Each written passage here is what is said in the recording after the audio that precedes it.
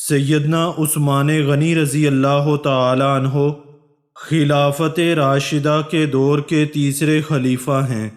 آپ رضی اللہ تعالی عنہ ان اغنیاء میں سے تھے جنہیں اللہ تعالی نے مال و دولت سے نوازا تھا۔ آپ بہت بڑے تاجر تھے، مال و دولت کی انتہا نہ تھی، لیکن آپ نے اس مال و دولت کو اللہ تعالی کی رضا اور اطاعت میں لگا رکھا تھا۔ اللہ تعالی کی راہ میں بے دریغ خرچ کرتے، فقر و محتاجی کا ذرا بھی خوف نہ کھاتے۔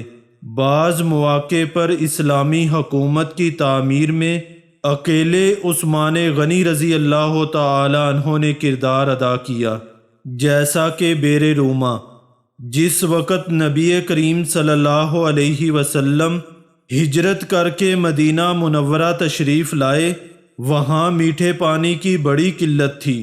اس موقع پر رسول اللہ صلی اللہ علیہ وسلم نے صحابہ کرام رضی اللہ عنہم کو ترغیب دلائی کہ جو بیر روما کو خرید کر مسلمانوں کے لیے عام کر دے، اس کو جنت میں اس سے بہتر ملے گا۔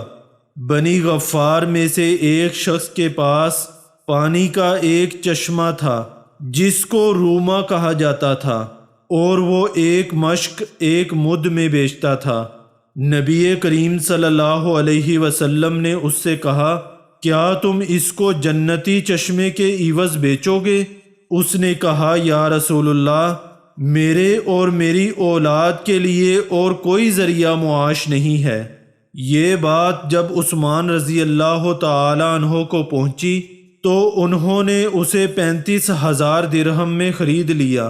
پھر نبی کریم صلی اللہ علیہ وسلم کے پاس آئے اور عرض کیا، کیا مجھے بھی وہی ملے گا جو آپ نے اس شخص کے لیے فرمایا تھا؟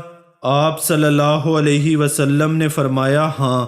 عثمان رضی اللہ تعالی عنہ نے کہا، میں نے اس بیر روما کو مسلمانوں کے لیے عام کر دیا ہے۔ اسی طرح اسلامی حکومت کی تعمیر میں ایک پروجیکٹ مسجد کی توسیع کا بھی ہے۔ جب رسول اللہ صلی اللہ علیہ وسلم نے مسجد نبوی کی تعمیر مدینہ منورہ میں فرمائی تو مسلمان 5 وقت کی نماز اور خطبہ جمعہ سننے کے لیے جمع ہونے لگے اور اسی مسجد میں دین کی تعلیم حاصل کرتے اور یہیں سے تیار ہو کر غزوات کے لیے روانہ ہوتے۔ اس طرح مسجد لوگوں کے لیے تنگ ہو گئی۔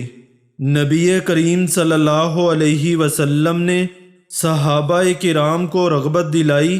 آپ صلی اللہ علیہ وسلم نے فرمایا، کون ہے جو آل فلاں کی زمین خرید کر مسجد میں اضافہ کر دے جس کو جنت میں اس سے بہترین جگہ ملے؟ عثمان رضی اللہ تعالی عنہ نے اپنے مال میں سے 25 یا 20 ہزار درہم دے کر وہ جگہ خرید لی، پھر وہ جگہ مسجد نبوی میں شامل کر دی گئی۔ اس طرح آپ رضی اللہ تعالی عنہ نے مسلمانوں کے لیے وسعت پیدا کی۔ اسلامی حکومت کی تعمیر و ترقی کے ساتھ ساتھ اپنے دفاع کو مضبوط کرنا بھی ضروری ہے۔ جیش اسرا میں سیدنا عثمان غنی رضی اللہ تعالی عنہ نے سخاوت کے ذریعے اس کی مثال پیش کی۔ جب رسول اللہ صلی اللہ علیہ وسلم نے غزوہ تبوک کی طرف جانے کا ارادہ فرمایا تو صحابہ کرام رضی اللہ عنہم کو فوج کی تیاری کے لیے مال خرچ کرنے کی رغبت دلائی، جسے روم سے ٹکرانے کے لیے آپ صلی اللہ علیہ وسلم تیار کر رہے تھے۔ صحابہ کرام رضی اللہ عنہم نے حسب طاقت اس میں حصہ لیا اور بڑھ چڑھ کر مال دیے، لیکن سیدنا عثمان غنی رضی اللہ تعالی عنہ اس میدان میں سب سے سبقت لے گئے۔ سیدنا عثمان غنی رضی اللہ تعالی عنہ نے غزوہ تبوک میں لشکر اسلام کے لیے 940 اونٹ اور 60 گھوڑے فراہم کیے، 1000 کی گنتی پوری کی اور رسول اللہ صلی اللہ علیہ وسلم کی خدمت میں حاضر ہو کر 10,000 دینار نبی کریم صلی اللہ علیہ وسلم کی آغوش میں بکھیر دیے۔ نبی کریم صلی اللہ علیہ وسلم انہیں الٹتے جاتے تھے اور فرماتے جاتے تھے ما ذرہ عثمان ما عمل بعد اليوم، آج کے بعد عثمان جو بھی کریں انہیں ضرر نہ ہوگا۔